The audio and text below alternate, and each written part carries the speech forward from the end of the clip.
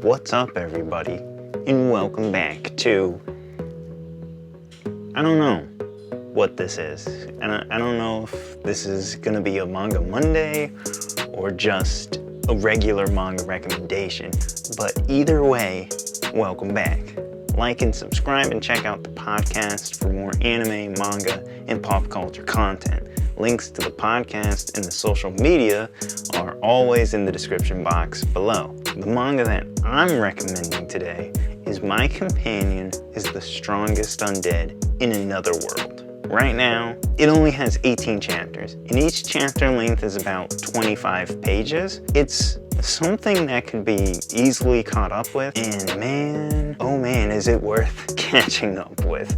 I wanted to read all 18 chapters in one day, and I easily could have, but instead, it was over like 2 days. I tried to savor it, I really did, but this manga is fantastic. And I understand most people don't care for isekai, are getting tired of how many isekai there are, which I get it, there's a lot. This one is really worth it. And now that I say that, I feel like I'm saying that a lot about isekais, but this one is really worth it, okay? The tags for it are action, adventure, isekai, obviously, fantasy, romance, and seinen. One thing that they definitely left out is that it is dark. There are dark and gruesome experiments that do happen in this world, and they're not afraid to be showcased from time to time, so keep that in mind. I'm not gonna say it's a mature manga, but limbs get cut off, people get tortured. Keep that in mind. The manga follows Yuma, who is kind of a coward. I mean, he's really shy and he's afraid of a lot of things. He's not so bad that it's annoying, and it's something that seems to be remedied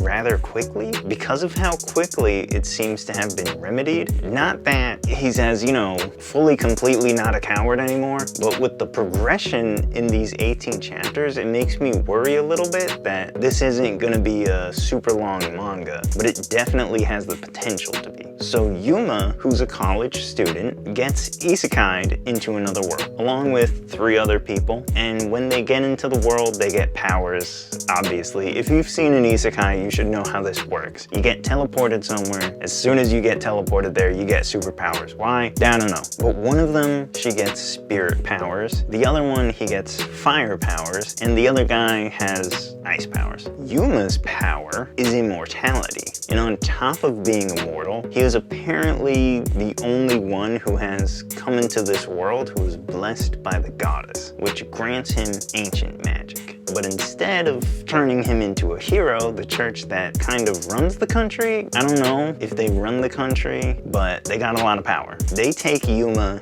and they start experimenting on him because he's immortal. So, you know, limbs get chopped off, horrible experiments are performed on him. It's really just torture. Apparently they're getting some kind of science and information out of it, but it really just seems like torture. He hates it, obviously. He's tortured for, I think, it's like over a week or something. And he's like, I gotta get out of here. And he accidentally activates his ancient magic that teleports him to a labyrinth that's under the facility. He's teleported there and running through the labyrinth, trying to find a way out. He runs into a vampire, pure blood vampire, whose name is Eva. Eva's awesome. She's a really good character. She's a kind of comedic relief, but at the same time can be very serious. When Yuma runs into her, she's in the labyrinth getting her blood sucked out by the church that they're using for, I mean, who knows what. He's like, hey, you wanna get out of here? You wanna help me get out of here? And she's like, you know, yeah, sure, why not? So she drinks some of his blood, gets her awesome vampire powers back, breaks it out of the place, beats the heroes that were summoned in like a second, and makes it out of there. And the only reason the other heroes tried to fight Eva was because they were told she was kidnapping Yuma, not rescuing him. So they didn't know Yuma was getting tortured. In all honesty, I don't really know what the manga is about yet though. The church is obviously after them, but his goal is really to, you know, not be captured and tortured for the rest of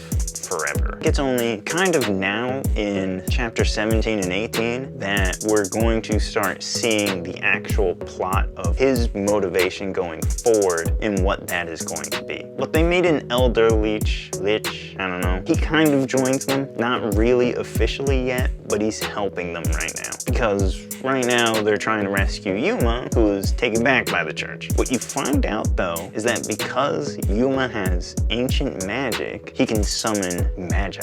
I really don't know what they are. Apparently they're super mega powerful beings that can only be controlled by those who have been blessed by the goddess and who have ancient magic. So far it doesn't seem like anybody has ancient magic other than Yuma, but I think that's why they were experimenting on Yuma, trying to basically use his ancient magic to control these magi, because the humans' plan is basically to use these giant magical beasts to kill all the monsters and everything else magical. I don't know if there are other races that exist, but there are vampires, there are leeches, so I'm assuming there must be other kinds of magical races, but the humans want to exterminate them, you find out. If that happens, apparently it's gonna throw the ecosystem out of balance and the world's just going to collapse. So I don't know what's gonna happen, but I'm loving it so far. I love the characters, I actually like Yuma, and Eva is incredible. Lich is awesome. He's a former member of the church and scientist who understands a lot of the things that are going on, because he was actually, unbeknownst to himself, actually helping progress their research before he found out and they killed him. The church people they've already introduced are only 3 of the high-ranking members of it, and they just ain't playing around. And it doesn't seem like they're slouches at all. I'm ready to see what happens. That's my manga recommendation for My Companion is the Strongest Undead in Another World. If it sounds interesting, if you like the visuals, then I would say go check it out. I think it's definitely worth it, and I think it's definitely going to be worth it if it keeps going. Plain and simple, it's 100% getting an anime adaptation if it keeps going. If it seems good to you, if you enjoyed the video, like, subscribe, and check out the podcast. Links to the podcast, merch, and everything else are in the description boxes down below.